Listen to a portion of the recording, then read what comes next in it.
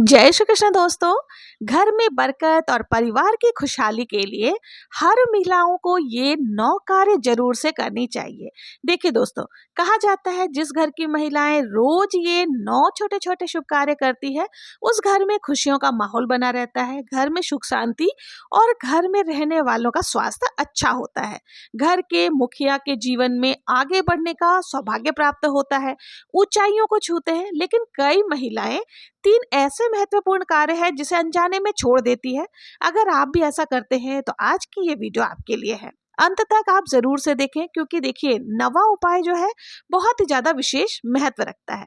देखिए, भगवान ने सभी को 24 घंटे दिए हैं। इन 24 घंटों का उपयोग कौन सी महिला किस प्रकार से करती है, वो उस महिला पर डिपेंड करता है। तो सबसे पहले जब हम सोकर उठते हैं तो ईश्वर का धन्यवाद हमें जरूर से करनी चाहिए। उसके बाद उठते ही देखिए सीधे हाथ में झाड़ू लेकर के आपको लगाना शुरू नहीं कर देना चाहिए। थोड़ा समय आपको अपने लिए भी जरूर से निकालनी चाहिए। देखिए, थोड़ा सा आप बैल्कनी वगैरह में वॉकिंग कर ले या फिर खुले जगह में थोड़ा सा घूम ले, घर के छत पर थोड़े से स्वच्छ हवा में घूम ले। इससे क्या होगा कि आपको फ्रेश फील होगा और आपके बॉडी को ताजगी मिलेगी। उसके बाद थोड़ा सा फ्रेश होकर के तब आप झाड़ू लगाए। और झाड़ू जो है, सुबह की बासी झाड़ू कितने ही आपके घर में हाउस हेल्पर आती हो, लेकिन कोशिश करें कि सुबह की जो बासी झाड़ू होती है ना, वो घर की महिलाएं को ही लगानी चाहिए। और कई लोगों का क्वेश्चन होता है कि झाड़ू कहाँ से शुरू करें, तो देखिए कोशिश करें कि पूर्व दिशा से शुरू करें या फिर आप अपने किचन से झाड़ू शुरू कर सकते हैं। देखिए, सुबह में पति बच्चों के स्कूल जाने से पहले आपको बासी झाड़ू जरूर से निकालना चाहिए। ऐसी मान्यता है कि रात भर जो हमारे घर में नकारात्मक ऊर्जा होती है ना, नेगेटिव एनर्जी जो इकट्ठी होती है और जो कचरा होता है, वो घर से दूर करने के लिए ही बासी झाड़ू निकाली जाती है। और देखिए, जब आप झाड़ू लगाएंगे ना, तो जो कचरा है वो सुबह का कचरा जो है वो बाहर ही होना चाहिए, उसको अंदर लेकर के ना आए। कई औरतों की आदत होती है कि वो कचरा को इकट्ठा करके वापस से डस्टबिन अंदर रखती है, तो अंदर ले आती है। तो नहीं, बाहर आपको एक डस्टबिन अलग से रखना है कि सुबह की जो बासी झाड़ू का कचरा है वो बाहर की ओर ही निकले, तभी आपकी नेगेटिविटी बाहर जाएगी। अब इसके बाद आपको क्या करना है, स्नान आदि करने के बाद अपनी जो भी है पूजा पाठ दिनचर्या में आप अपने लग सकते हैं। दूसरा, देखिए सुबह सुबह आपको उठ करके अपने घर के मुख्य द्वार पर जल का छिड़काव जरूर से करना चाहिए। अब कई लोग कहते हैं कि हम तो फ्लैट में रहते हैं, तो जल का छिड़काव कैसे करें, तो देखिए बिल्कुल हल्के जल के छींटे आपको डालना है, ताकि जो भी रात भर नेगेटिव एनर्जीज यानी कि नकारात्मक ऊर्जा रहती है, वो जल के छिड़काव कर देने से पॉजिटिविटी में कन्वर्ट हो जाती है। तो इसलिए ये आदत आपको रोज करना है कि जल के छींटे जरूर से आपको लगाने हैं। अब इसके बाद देखिए तीसरे नंबर पर आता है कि किचन में आप, सावन का महीना चल रहा है, या अगर आपके किचन में लहसुन प्याज नहीं बनता है, तो आप माता अन्नपूर्णा का इस प्रकार से शिव जी को भिक्षा देते हुए आपको तस्वीर जरूर से लगानी चाहिए। इससे क्या होता है, हमारे घर में बरकत होती है और अन्न धान्य का भंडार सदैव भरे रहते हैं। अन्नपूर्णा माता की कृपा सदैव बनी रहती है। और उनके नाम पर एक दीपक भी आपको, अगर सुबह सुबह आप पूजा करने से पहले अगर आपके पास समय है और आप नहाकर किचन में जाते हैं, तो इस प्रकार से एक दीपक आप जरूर से प्रज्वलित करें। रोज ना कर सके तो कब कोई कोई विशेष दिनों में जरूर से आप प्रज्वलित करें। इसके बाद देखिए, जब भी हम किचन में खाना बनाते हैं, चौथे नंबर पर आपको ये चीज भी करनी है कि जब हम तवा चढ़ाते हैं, तो सबसे पहले तवे पर हमें दूध के छींटे लगाने चाहिए। ऐसी मान्यता है, जब तवे पर हम सुबह सुबह दूध के छींटे लगाते हैं, तो घर में बरकत और माता लक्ष्मी जी की कृपा बनी रहती है। ऐसा माना जाता है कि इससे घर की नेगेटिविटी दूर होती है, पितृदोष शांत होते हैं और अन्नपूर्णा माता प्रसन्न होती है। देखिए, तवे को राहु का प्रतीक माना जाता है और उस पर दूध डालने से राहु का बुरा प्रभाव जो है वो कम हो जाते हैं। और छींटे मारने के बाद पहली रोटी आपको, पहले तो छोटा सा एक लोई लेकर के आपको अग्नि देवता को समर्पित करनी चाहिए।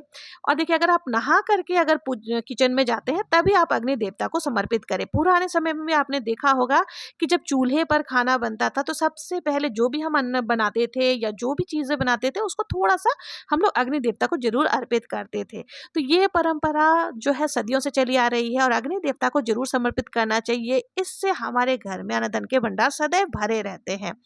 तो ये आपको कर लेना है। अब इसके साथ ही देखिए जो पहली रोटी आप बनाएँगे ना, वो आपको गाय माता के लिए निकालनी चाहिए। अगर आपके आस-पास में गाय माता नहीं आती है, कोई गौशाला आदि भी नहीं है, तो आप क्या करें, वो टुकड़े-टुकड़े करके उस रोटी को आप चिड़िया यानी पक्षियों को भी डाल सकते हैं। देखिए कई बार सवाल आता है कि हम तो रोज पूजा करते हैं लेकिन फिर भी हमारे घर में बरकत नहीं हो रही है। तो देखिए ये सभी सवाल से जो है ना तनाव बना रहता है, बार-बार दिमाग में तनाव आते हैं कि आखिर कमी कहाँ रह गई है। तो देखिए कई बार क्या होता है, पूजा करते समय हम जाने-अनजाने में कुछ गलतियाँ कर लेते हैं जो कि एक बड़ा कारण माना जाता है। पूजा पाठ हम घर में सकारात्मक ऊर्जा के लिए करते हैं, लेकिन अगर वही ऊर्जा नेगेटिविटी में बदलने लग जाए तो इस बात पर आपको ध्यान जरूर से देना चाहिए। देखिए कई बार क्या होता है कि पूजा तो हम करते हैं और घर की बरकत के लिए, घर में खुशहाली और सकारात्मक ऊर्जा के लिए करते हैं, लेकिन हम लोग पूजन कब करते हैं, तो कई महिलाएं क्या करती हैं, घर का सारा काम निपटाने के बाद आराम से 10 11 12 बजे पूजन करती है। तो देखिए पूजा हम लोग करते हैं घर में सकारात्मक ऊर्जा और दिव्य शक्ति का आशीर्वाद पाने के लिए। तो शास्त्रों के अनुसार सुबह 6 बजे से लेकर 8 बजे तक का जो समय होता है ना, वो अमृत बेला होता है। इस समय पूजा करने से आपकी सारी प्रार्थनाएं सीधे भगवान तक पहुंचती है, क्योंकि ब्रह्मांड में देवीय शक्ति और सकारात्मक ऊर्जा चरम सीमा पर इस समय होती है। तो इस समय किए गए मंत्र, जाप, ध्यान और पूजा का फल सामान्य की तुलना में 1000 गुना अधिक होता है। लेट से अगर हम लोग पूजा करते हैं तो उसका कोई भी सकारात्मक ऊर्जा आप लोगों को नहीं मिलता। इसलिए कोशिश कीजिए कि 6 से लेकर 8 बजे तक पूजन कर ले। अगर आप ब्रह्म मुहूर्त में पूजन करते हैं तब तो और भी ज्यादा उत्तम है। लेकिन देखिए कई बार क्या होता है कि हमें सुबह के समय बहुत सारे काम रहते हैं, तो घर का कोई भी सदस्य जो फ्री हो, वो ज्यादा कुछ नहीं तो थोड़ा बहुत दिया बाती जरूर से कर लेनी चाहिए। और अगर आपको भी समय नहीं मिल रहा है बिल्कुल भी, तो हाथ जोड़ करके भगवान से प्रार्थना ही कम से कम आपको कर लेनी। देखिए जब भी घर में घंटी की ध्वनि होती है, धूप की खुशबू होती है, हम लोग कपूर जब प्रज्वलित करते हैं तो उसकी खुशबू जो होती है, इससे वातावरण बहुत ही ज़्यादा शुद्ध हो जाता है। और साथ ही जब हम शंख ध्वनि करते हैं तो आसपास जो भी नकारात्मक शक्तियाँ होती हैं वो सब दूर भाग जाती हैं। और देखिए सुबह सुबह कोशिश करें अपने घर में आप कोई भी मधुर संगीत यानी कि भजन आदि लगा सकते हैं। इससे भी बहुत ही आपके परिवार में आप देखेंगे फर्क पड़ता है। जैसे हनुमान चालीसा मंगलवार को आपने चला लिया, सुंदरकांड का पाठ आपने चला लिया, राधा नाम संकीर्तन आपने चला लिया। राधा नाम में तो बहुत ज्यादा पावर है। जैसे हम खाना बना रहे हैं, खाना बनाते हुए ही हम भगवान का नाम जाप कर सकते हैं। नहीं कुछ तो आजकल देखिए राधा राधा नाम जो है सबसे इजी मंत्र है। तो आप अपने भजन लगा ले किचन में और भजन को सुनते हुए राधा राधा, उसमें भजन में भी आ जाता है कई बार नाम, श्याम सुंदर राधे श्यामा श्याम सुंदर राधे। इस तरह से भजन बहुत सारे हैं, या राधा राधा। तो मन ही मन आप गुनगुनाते रहें। जब आप पूजा करेंगे ना, तो पूजा के साथ साथ ही आप इन मंत्रों का जाप भी कर सकते हैं। इससे आप जब भोजन भी बनाएंगे ना, तो उसमें भी आप देखेंगे कितनी अधिक अलग से एक शक्ति आ जाती है। और जब प्रसन्न मन से आप भोजन बनाते हैं ना, तो उस भोजन को जो भी करता है उसका मन भी प्रसन्न रहता है। तो इस बात का आप जरूर से ध्यान रखें और मन में किसी भी प्रकार का आप ग्लानि ना लाए कि मैं पूजा नहीं कर सक रही हूँ। देखिए शारीरिक रूप से आप पूजन नहीं कर सकते हैं, कोई दिक्कत नहीं है, मानसिक रूप से आपको पूजन जरूर से करनी चाहिए। देखिए अगला जो नियम है उसे आप लोग ध्यान से सुनिए, क्योंकि कई लोग यहीं पर गलतियां कर देते हैं कि सुबह के समय हमें दीपक कैसे प्रज्वलित करनी चाहिए और शाम के समय हमें किस प्रकार से दीपक प्रज्वलित करनी चाहिए। तो देखिए सुबह के समय हमें देसी घी का दीपक प्रज्वलित करना चाहिए और शाम के समय हमें दीपक कौन से प्रज्वलित करने चाहिए और कौन से समय में दीपक प्रज्वलित करनी चाहिए। तो जान लीजिए कि शाम को जब गोधूली बेला होती है ना, उस समय हमें दीपक प्रज्वलित करनी चाहिए। और शाम को आप सरसों के तेल का दीपक प्रज्वलित कर सकते हैं या तिल के तेल का दीपक भी प्रज्वलित कर सकते हैं। आप चाहें तो देसी घी का दीपक भी प्रज्वलित कर सकते हैं। लेकिन शास्त्रों में कहा जाता है कि शाम के समय जब आप तेल का दीपक करते हैं ना, इससे नजर दोष, नेगेटिव एनर्जीज कुछ भी जो होती है ना, इस तरह की कोई भी अगर संकट आदि है आपके परिवार के ऊपर, तो वो दूर हो जाती है। अगला जो नियम है वो है, देखिए शाम के समय हमें दीपक कब प्रज्वलित करना है, तो गोधूली बेला जो होता है ना, इस समय या प्रदोष काल में आप दीपक प्रज्वलित करते हैं तो बहुत अच्छा माना जाता है। गोधूली बेला यानी कि देखिए सूर्यास्त से 1 घंटे पहले या सूर्यास्त से 1 घंटे बाद को प्रदोष काल कहते हैं। है कि शाम को जब दिया बाती करते हैं ना, तो जो दीपक सुबह प्रज्वलित किया था उसी में दोबारा से प्रज्वलित कर लेते हैं।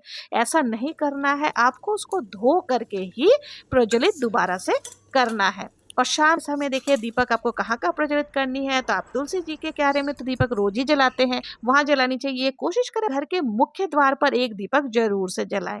अब कई लोगों का जैसे कि फ्लैट में रहते हैं तो उनका प्रश्न होता है कि हम फ्लैट में रहते हैं, हमारे घर के मुख्य द्वार पर बिल्कुल भी स्पेस नहीं है, तो हम दीपक कैसे प्रज्वलित करें, वहां जूते चप्पल का रैक आदि होता है।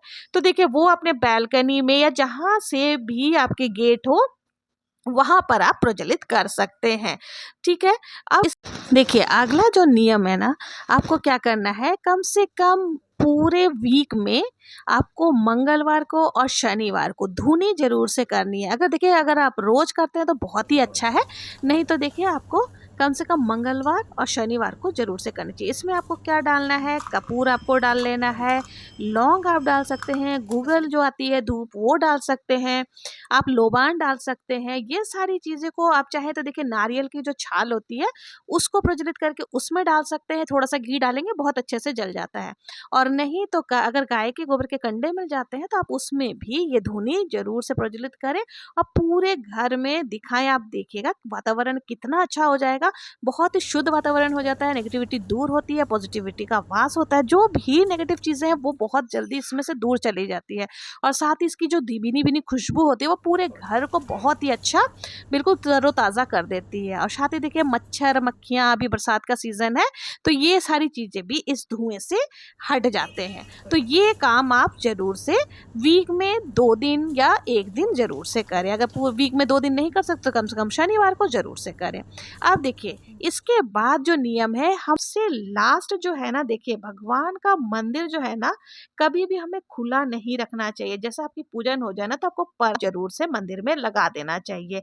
दोपहर के 12 बजे के बाद और रात्रि में भगवान के पर्दे लगे रहने चाहिए, ये काफी अच्छा होता है। जिस तरह से हम अपने घर को बंद करके रखते हैं ना, उसी तरीके से भगवान जी को भी विश्राम की जरूरत होती है। तो इस बात का भी आपको विशेष ध्यान रखना चाहिए।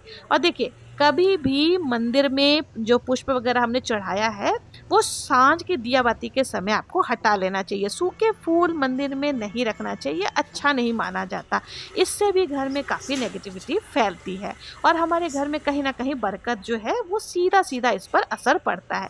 तो जो भी फूल वगैरह है और जो आपने दीपक प्रज्वलित किया उसकी बाती वगैरह उसको जरूर से आप क्लीन कर ले।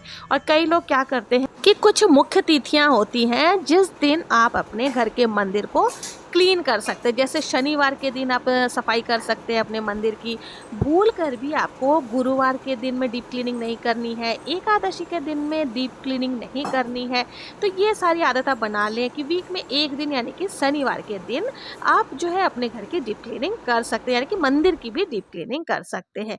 देखिए अंत में एक और काम बता रही हूँ जो आपको रोज रात को सोने से पहले जरूर से करना है।